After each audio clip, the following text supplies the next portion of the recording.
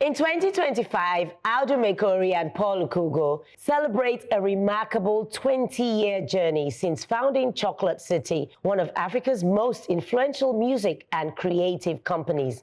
From humble beginnings, the duo built a platform that transformed the African music industry, launching the careers of global stars like Jeremiah Gyang, MI Abaga, Ice Prince, Brymo, and Jesse Jaggs, and setting new standards for artist development, business integrity, and innovation. At a time when the African music landscape lacked structure and investment, Maikori and Okeugo stepped in, not just as label executives, but as visionaries who saw potential where others saw a risk. Chocolate City wasn't just a label. It became a launchpad for young expression, cultural influence, and cross-border collaboration.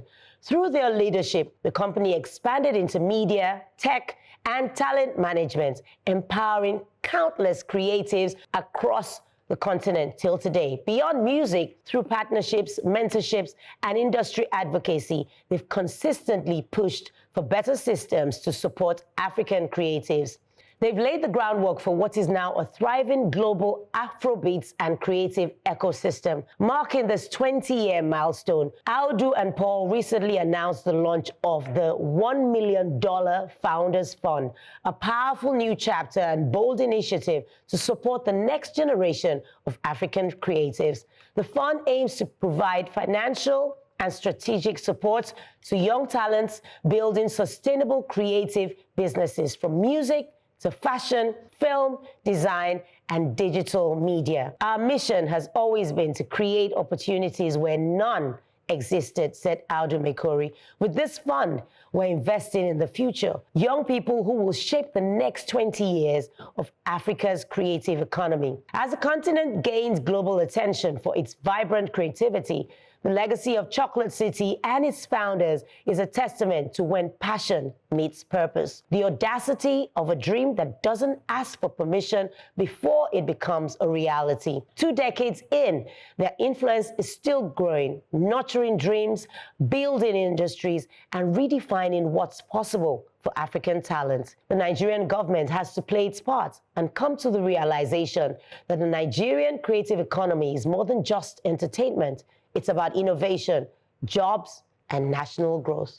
Trust me, I really enjoy what you said, and I think it's time for our indigenous and the multinationals to come around and support this ecosystem, because what they have done is that they've built a system and culture beyond infrastructures and just structures.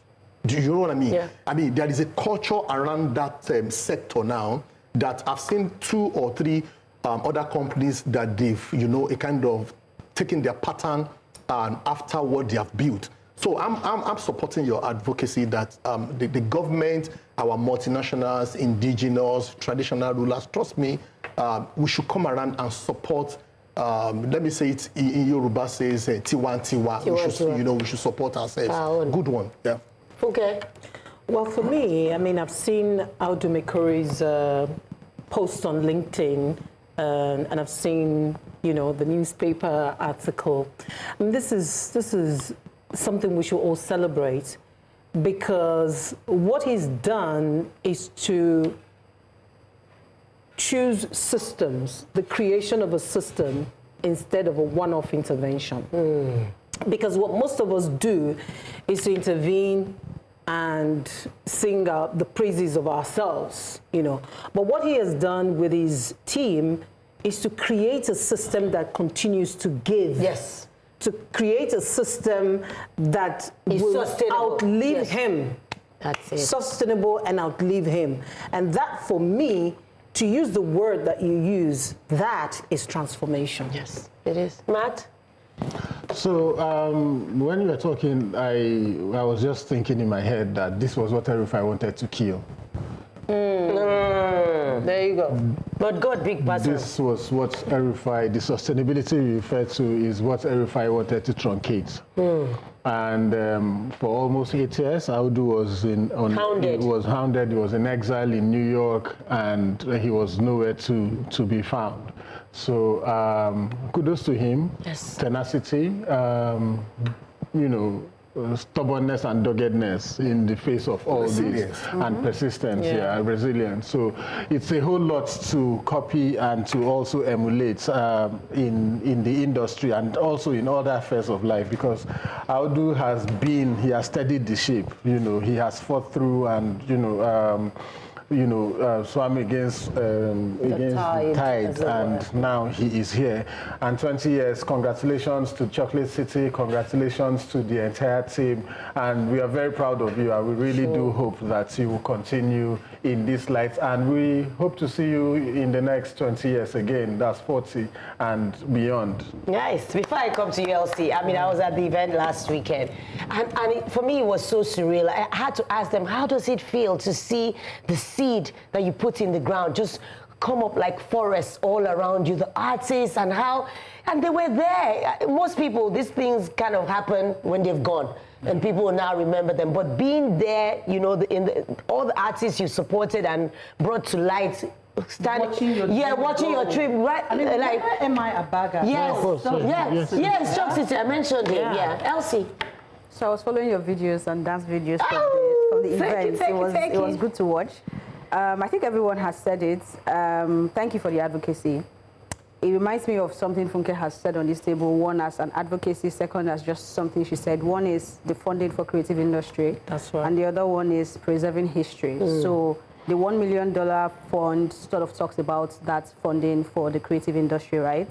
And then going back to preserving history, while I was watching that event, following your Instagram story, I also saw some platforms talk about it, and you could see should I use the word ignorance? Not in a derogatory way now, but ignorance in the comments that I was seeing. People don't even know who they are. Even those that are in the industry who should know, right? I mean, if you're not in the industry and you don't know about the backbones of entertainment in Nigeria, that's really fine. But if you are there, you're an upcoming artist, you don't know anything, then it's a bit worrisome. You don't know about Chalk City. Or the people behind Chalk City. So I think, of course, we have a lot of other, what they call them now, label that are doing some of what they are doing as well. You have Maven, YBNL, Empower, that's for Mr. Easy, right? And the structure they are trying to build. So I think we should work on how we preserve history. You talked about the Walk of Fame and things how people recognize those that ensure that there is structure in different industries. We have to find a way in this country to begin to recognize these people, because it's 65 years is now really long, right? A lot has happened. You are not in the limelight forever. You do your bit and you go and rest, right? But we still need to recognize the bits that people have done to get us to this point. So let's talk about preserving history and however we are going to do it. Nice one, Elsie. Well, posterity will judge us and will judge them favorably, I'll say it again. When passion meets purpose, a dream is birthed with such audacity that it doesn't need to ask for permission before it becomes a reality. I hear you, Kate. We need more of these kinds of dreams to birth the future our nation longs for.